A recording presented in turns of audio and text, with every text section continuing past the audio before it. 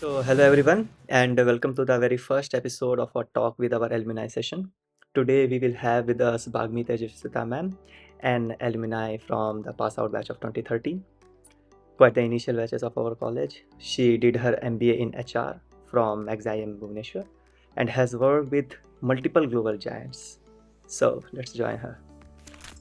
So, hello Dee, how are you doing? I'm doing good. So, you are the first one in this a talk with alumni session. Okay, interesting times ahead then. Yes. So, let me introduce you to our viewers. Okay.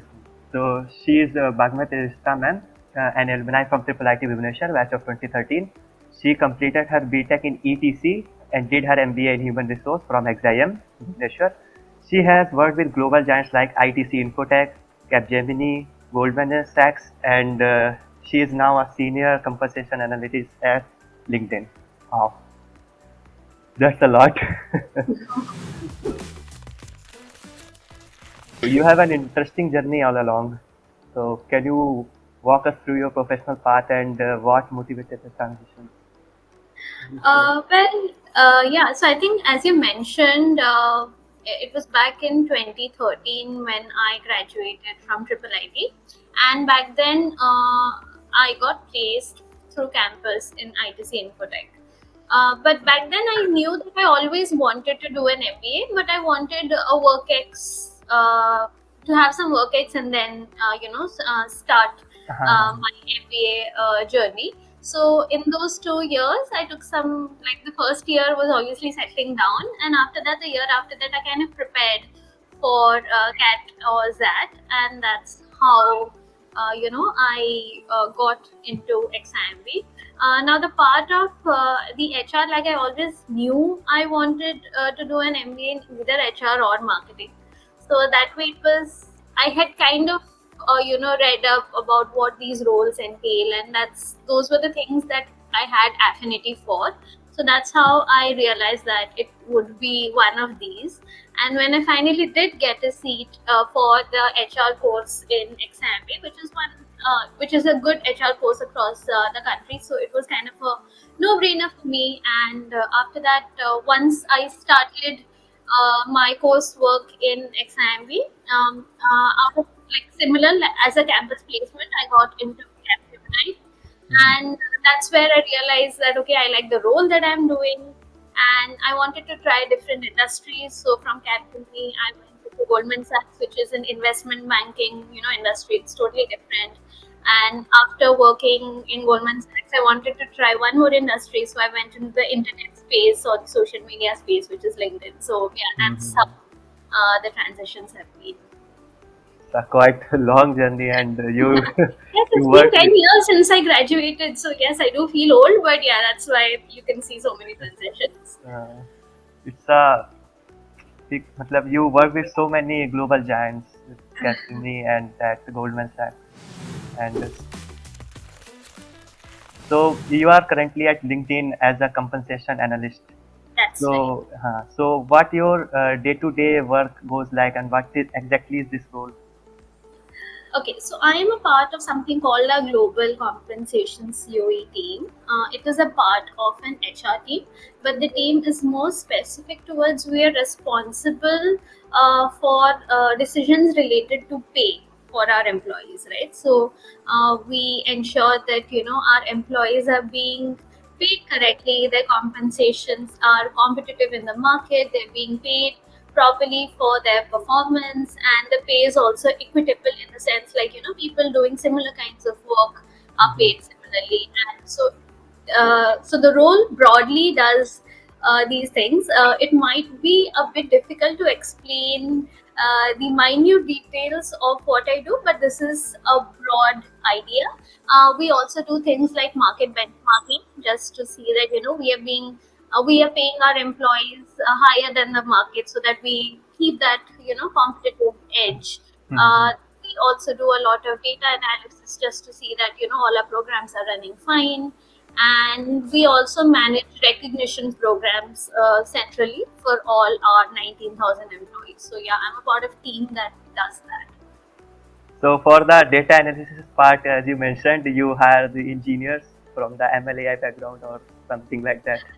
Yeah, so no, so the thing is that when we talk about data analysis, a lot of that is also done internally. Like for example, me being an engineer, I am able to, I have that bent of mind as well to kind of, do number crunching as well. Mhm. So those parts are separate, which we do internally, and then there are separate teams that kind of have, engineers from. Proper core engineering roles where you would Data hire. analysis is, Yeah, that's right. yes. So, given your experience at LinkedIn, could you share your thoughts on the importance of LinkedIn in today's professional world, corporate and technical world, something like that? um, well, I would think that networking is something which is very important in your professional life, right? And LinkedIn helps majorly in that.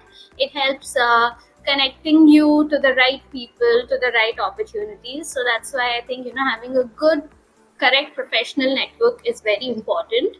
Mhm. Yeah, so I think that's why you can slowly see that the importance of LinkedIn is increasing day by day. And also there are other features, right? There's LinkedIn Learning, where you have an access to lots of courses Mhm. and work material which you can work on to upskill yourself. So yeah, that's why I feel LinkedIn is kind of gaining a lot of importance in the professional and tech sectors. Mhm.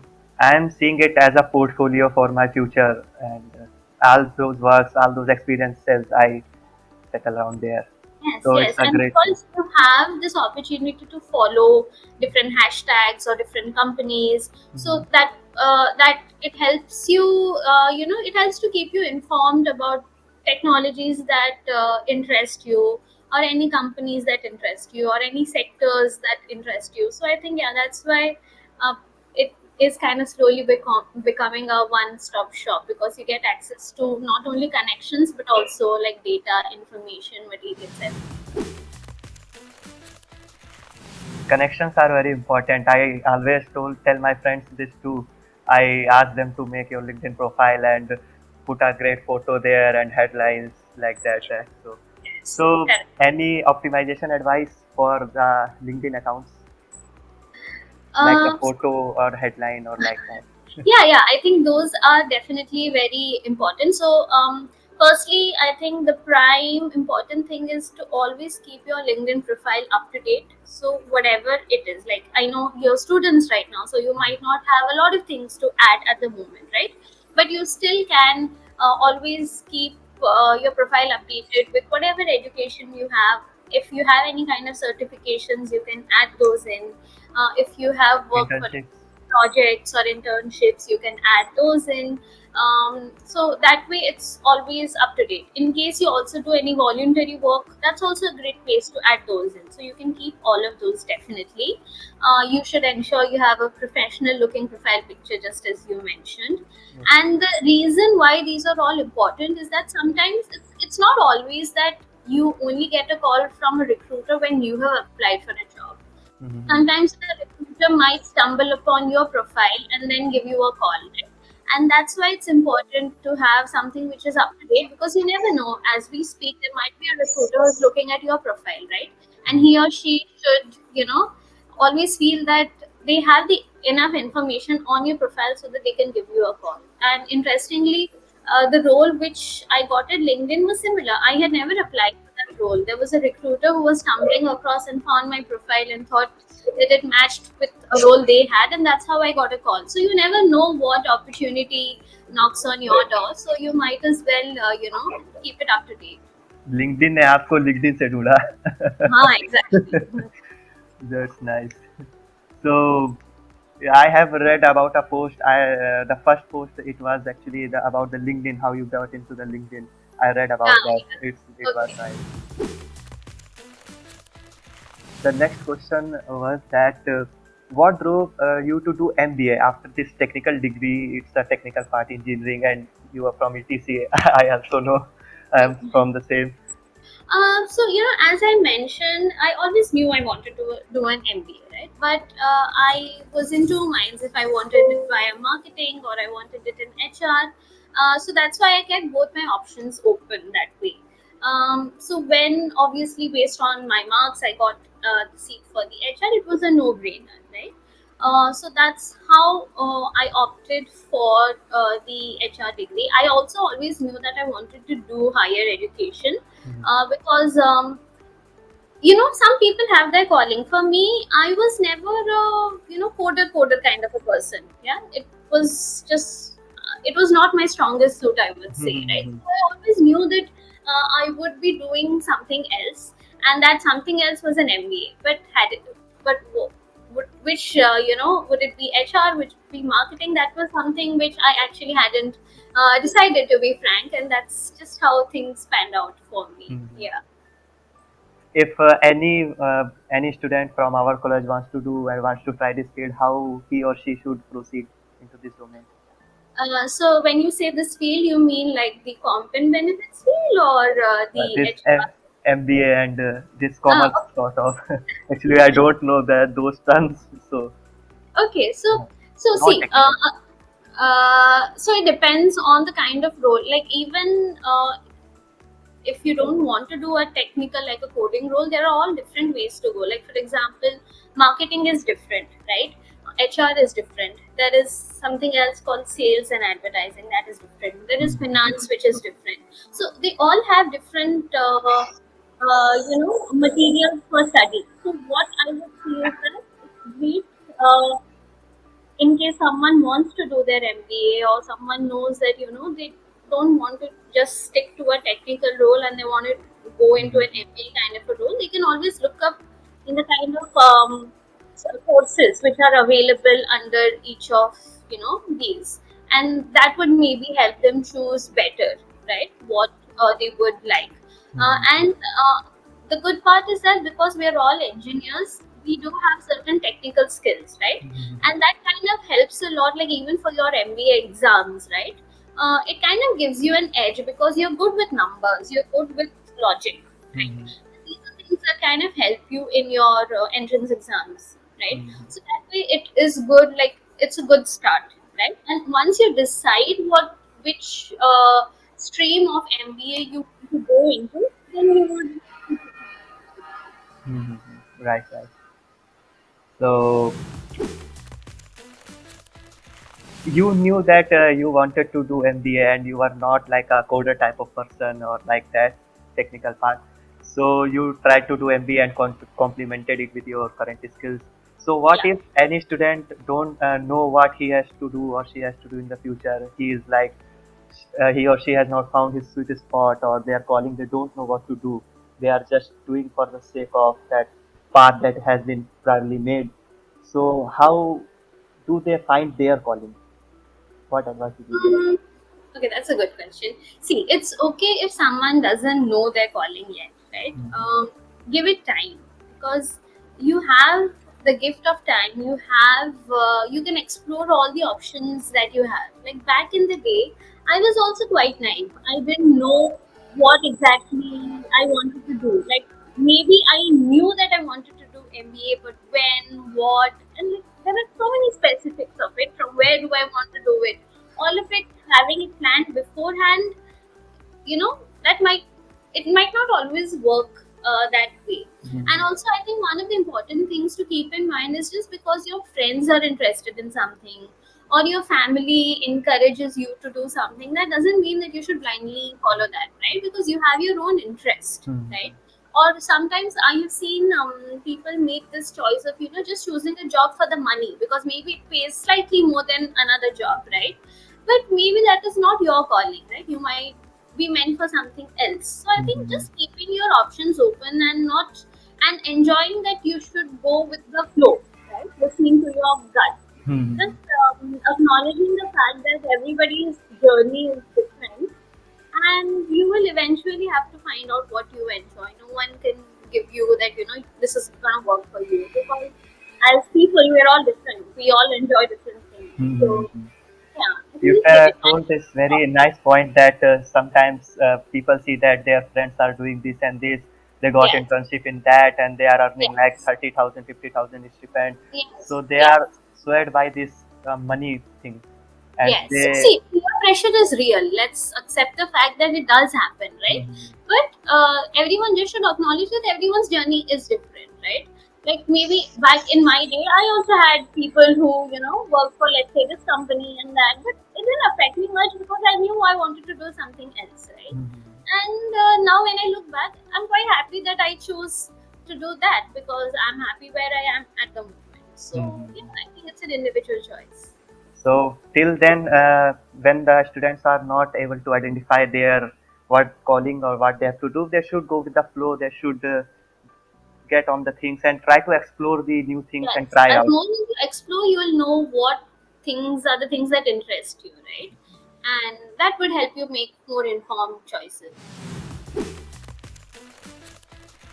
So the next question comes is that in this growing competition world, what skill do you think one must develop in college to stay ahead of the curve? See, I feel that technical skills are definitely important, right? So, depending on the kind of role you want to do, the roles that interest you, or the industry that interests you, it's always important to have a good knowledge base when it comes to technical skills required for that particular role, right?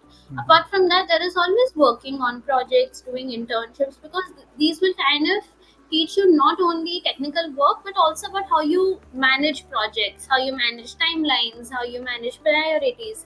And I think these are very important when you come to replicating that in a corporate world, right? Mhm. Kind of extrapolate all of that. So that's how it works. So I think all of those are important, like getting your hands dirty as much as possible through working on projects and internships and all of that. But I also feel something which is very important is having a good communication skill. And when I said having good communication skills, I mean just the ability to clearly communicate what you want to say to Mhm. another person, but crisply and precisely. Because I tend to see students, they do know a lot, but when it comes to To expressing explain that, so much. some of them do face an issue, which is very understandable because come on, English is not our first language, right? So Mhm. it is natural that you might not be as comfortable in English as you might be in another language, right? But maybe working on that and trying to explain that, because when you're, let's say, speaking to a recruiter, that person doesn't have the entire day to listen. Listen to your thing. Huh? Not really done really well in your technical round, right? But when it comes to a round where you have to explain it to your the person who is taking an interview, just the Mhm. ability to communicate that is important. Otherwise the person might feel that okay, he or she knows, but I don't know, they did well in the written round but they're not able to explain now. I don't know, did they Mhm. copy from someone, did they look it up from someone, I think having that is also very important so that you're able to express what you know. Mhm. A lot of friend of mine in the college, when the Python project pitching is done or anything else, when they have to pitch something, when they have to tell something or express something, Yeah. they actually are not feeling comfortable in doing things. They Yeah, always get more nervous, confidence. hesitate. Yeah. I think the more you kind of do these presentations or speak about it more and more, that's how you slowly increase your confidence. It might not come naturally to everyone, but you'll have to work on it. The technical questions are done. So coming to the favorite part, driving back and reflecting on your college life, we would like to hear more about your time at Triple IT Bhubaneswar. What was your experience and what are some of your fondest moments there? So, to be frank, those 4 years in college, in hostel, were the best 4 years of my life, right? Because you meet each other when you're like awkward teenagers. So, when you join college, you're actually just teenagers who are out from school, right? Mhm. But those 4 years is actually when you evolve as people together. You become like from teenagers, you become adults, right? And you kind of experience so many different things together, especially when you stay in a hostel, and it's a feeling that can't be explained. So I really look back fondly at those 4 years because the friends I made then are friends for life. We still hang around, we go on trips together, and we're still Mhm. very, very much in touch. So I think that was one of the best phases of my life, I would say. And what the fondest memories are those, and I think there was when we joined, we were the first batch, actually, right? Ah. So we had to start a lot of things which would eventually become like, I don't know, a legacy, I would say. So I don't know if you guys still have it now, but we had coined this nebulae. We are having this. Yes, you do have it, right? So that uh, was a name which we guys had coined back in the day for our fresher Pressure thing. parties, yes. It was very basic that time because there was no one around. We Uh, didn't, and we threw our freshers party for ourselves because we didn't have juniors. We were the first batch, right? right. So that's how it started, and I'm really glad to see that it has We are come doing down. same. Yeah, 10 Nebula, years. this last year Nebula we have conducted the second year Yes, for all of yes. us. So Yes. you see, so I think those were all a lot of first time things we were doing for as a batch and for the college. Yeah. Yes, yes. Matlab, you were the starting where from the starting very beginning, Yes, yes, 2013 we sort were of. first. So, Yeah. right. If you could go back and give your younger self advice in Triple IT Bhubaneswar, so what would it be? My younger self. The Um, college. so I think the only piece of advice I would give to myself is just understanding and respecting the fact that everyone has different timelines and everyone has different journeys. So instead of worrying about small things which are not in your control, just enjoy the process, and everything will eventually fall into place. So don't overthink anything, because just because something is happening great for you or for someone else doesn't mean that it's gonna stay that way Hmm. every time, right? So things do change. So yeah, I think just enjoying the process, because these 4 years you won't get back, Back. and it's good. It's good to brush your technical skills and do all that, but it's also very important to have fun and make friends, because that will add a different dimension to you, which only studies would not be able to do. So Hmm. yeah. So it was a great session with you, ma'am. I hope viewers will find it fruitful and that it will help them in their professional journey. Thanks for sharing your experiences with us. Goodbye, ma'am. Thank you so much. Bye. Thank you, ma'am. So I hope you all will like this very first session of a talk with our alumni session and that it will help you in your professional career journey. Thanks to the student media team of the Palati Bhubaneswar. Thank you all.